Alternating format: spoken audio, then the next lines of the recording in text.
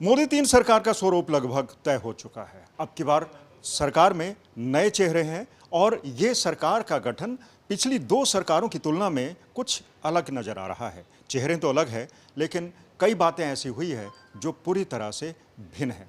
हम बात करेंगे पंजाब को लेकर। पंजाब में चुनाव हारने वाले रवनीत सिंह बिट्टू को मंत्रिमंडल में जगह दे दी गई। अब इसको लेकर तरह तरह के कयास लगाए जा रहे हैं। आखिर रवनीत सिंह बिट्टू को ही क्यों चुना गया? पंजाब में बाकी के 3 नेता भी थे जो चुनाव हार गए थे। रवनीत सिंह बिट्टू के अलावा सुनील जाखड़ भी थे जो भारतीय जनता पार्टी के अध्यक्ष हैं। आखिर प्रीनीत कौर को इसके लिए क्यों नहीं चुना गया? कैप्टन अमरिंदर सिंह को क्यों नहीं चुना गया? ये कई ऐसे नेता हैं जो बड़ी कदकाठी के हैं, दमदार हैं, लेकिन प्रधानमंत्री नरेंद्र मोदी ने सिर्फ रवनीत सिंह बिट्टू पर अपनी मोहर लगाई। आखिर रवनीत सिंह बिट्टू भारतीय जनता पार्टी की लीडरशिप को इतने प्यारे क्यों हैं? क्या कारण है कि सिर्फ उन्हीं को चुना गया? इन सभी कारणों का जवाब तलाशने के लिए आज हम इस पर चर्चा करेंगे। रवनीत सिंह बिट्टू के बारे में आपको मालूम होगा, वो 3 बार चुनाव जीत चुके हैं और अब के जो पिछले 3 चुनाव उन्होंने जीते थे, कांग्रेस के टिकट पर जीते थे। चुनाव एक ही जगह से नहीं, 2 जगहों से जीते थे। इसमें लुधियाना कह लीजिए या फिर पंजाब की दूसरी सीट आनंदपुर साहिब। लेकिन अब की बार रवनीत सिंह बिट्टू का जो चुनाव प्रचार था काफ़ी जोरों शोरों पर था। स्वयं तत्कालीन गृह मंत्री अमित शाह भी वहाँ पर आए थे। उन्होंने मंच से कहा था कि रवनीत सिंह बिट्टू उनके दोस्त हैं।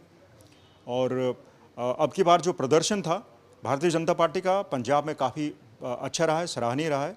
पिछले बार की तुलना में जो वोट शेयर था वो लगभग दुगना हो गया, तो पार्टी के लिए बहुत बड़ी खुशी की बात है। शायद यही कारण है कि अब भारतीय जनता पार्टी पंजाब पर फोकस करना चाहती है और रवनीत सिंह बिट्टू जैसा युवा चेहरा पार्टी ने चुना है, जिसको चुनाव हारने के बावजूद ही मंत्रिमंडल में जगह मिली। उसका सीधा सा संदेश यही है कि रवनीत सिंह बिट्टू के ऊपर अब अगली राजनीतिक पारी खेली जा सकती है। पार्टी का जो फोकस है अगले विधानसभा चुनाव पर है, क्योंकि पार्टी का मत प्रतिशत लगभग बढ़ा है। उसका बड़ा कारण ये माना जा रहा है कि पंजाब में कांग्रेस और आम आदमी पार्टी की सरकार को लेकर मतदाता ज़्यादा खुश नहीं है। कुछ ऐसे मुद्दे, चाहे आप ड्रग ट्रैफिकिंग ले लीजिए या भ्रष्टाचार ले लीजिए, अपराध ले लीजिए, लगातार बढ़ रहे हैं। यही कारण है कि पंजाब के मतदाता जो मेन स्ट्रीम पॉलिटिकल पार्टीज़ हैं उनसे छिटक रहे हैं। उसका बड़ा उदाहरण, उसकी एक बानगी देखिए कि 2 खालिस्तानी लोग भी चुनाव जीत कर आ रहे हैं। रवनीत सिंह बिट्टू और उनका परिवार आतंकवाद से जूझता आया है। उनके दादा स्वर्गीय बेअंत सिंह को एक ऐसे नेता के रूप में जाना जाता है जिन्होंने आतंकवाद का सफाया करने में महत्वपूर्ण भूमिका निभाई। स्वयं रवनीत सिंह बिट्टू भी उसी परिवार से ताल्लुक़ रखते हैं और वो भी आतंकवाद और खालिस्तान को लेकर काफ़ी मुखर रहे हैं। उन्होंने तो चुनाव परिणाम आने से पहले यहाँ तक कह दिया था कि अगर खालिस्तानी यहाँ पर चुनाव जीतते हैं, यहाँ पर लोग उनको पसंद करने लगते हैं, तो शायद पंजाब का माहौल बिगड़ सकता है।